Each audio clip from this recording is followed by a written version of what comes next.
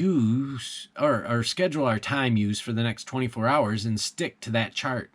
Do it once, and it will be easier the next time. There's a guy named Alexander Solzhenitsyn, and he's another example of someone whose self-discipline allowed him to have enormous impact. He survived years in Soviet gulags, and then he dared to write about it. He kept a rigorous schedule of writing even after being exiled to the United States. He was an international celebrity and could have spent the rest of his life basking in attention. He moved to a small town in Vermont so he could find solitude. Until he returned to Russia to participate in the reform of the country, he would get up at 6 and begin to write after he ate a small breakfast.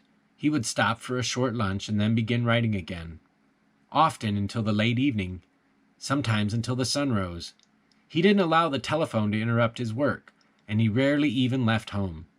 The result was a series of novels called The Red Wheel, a historical epic of tremendous importance. Even when history finally caught up with his Soviet oppressors, Solzhenitsyn resisted the urge to rush back to Moscow,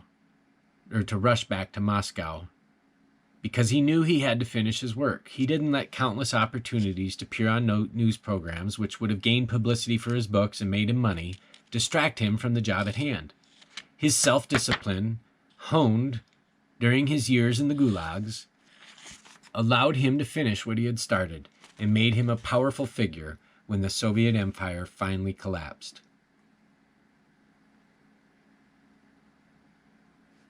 Definiteness of purpose. Positive mental attitude, our self-discipline can influence our definiteness of purpose for sure, in probably one of the biggest ways. Now, the importance of a definiteness of purpose had better be clear to us by now, and we know that it is the beginning of all achievements when it is tied to a strong, compelling motive. If we haven't yet made up our mind about our definite purpose, go back to the first chapter and write out our major objective in life and our plans for attaining it. This is the first step in self-discipline. Even infinite intelligence can't help you get where you're going if you haven't made up your mind about exactly where you want to go. And you know what, guys? I think many of us can take this call. I myself can take this call to go back to chapter 1 and write our definite major purpose. There's some that are way advanced. They're way ahead of us in this game, but we can start today and we can take the time to go write our definite major purpose. I've kind of flushed mine out over the years, and thank goodness that I've been able to flush it out. But have I explicitly written it down like I've been directed to so many times? Have I written what I've been willing to give in exchange for this? No, guys, I haven't done that. I'm not preaching to you saying that I've done it, because that would be hypocritical. But man, to think the power that would have in my life to be able to have that definite major purpose. It's a benchmark of my self-discipline. It's not where it should be, and perhaps you're right there with me, and we'll be brothers and move forward together.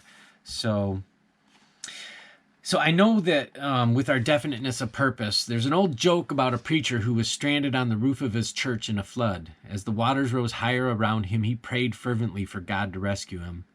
"The Lord will provide," he told himself. Soon a boat floated by. The occupants called to the preacher to swim to them. "Don't worry about me," the preacher called back. "The Lord will provide."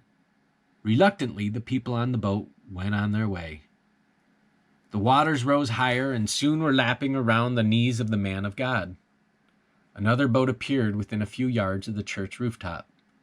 The rescuers inside called to the preacher, and again he replied, "The Lord will provide."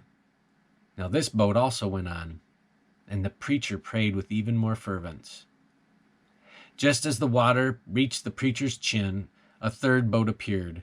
It came so close that the preacher could have jumped right in, but the terrified man clutched his steeple and cried, "Save someone else, the Lord will provide for me."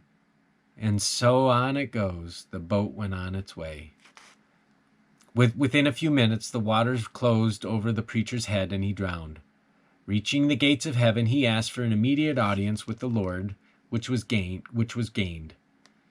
In the divine presence, the preacher humbled himself and asked, "Heavenly Father, my work on earth was not yet finished. Why didn't you save me?" "Good grief," came the reply.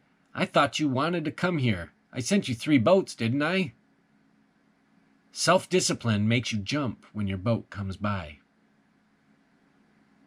Now, the power of self-discipline.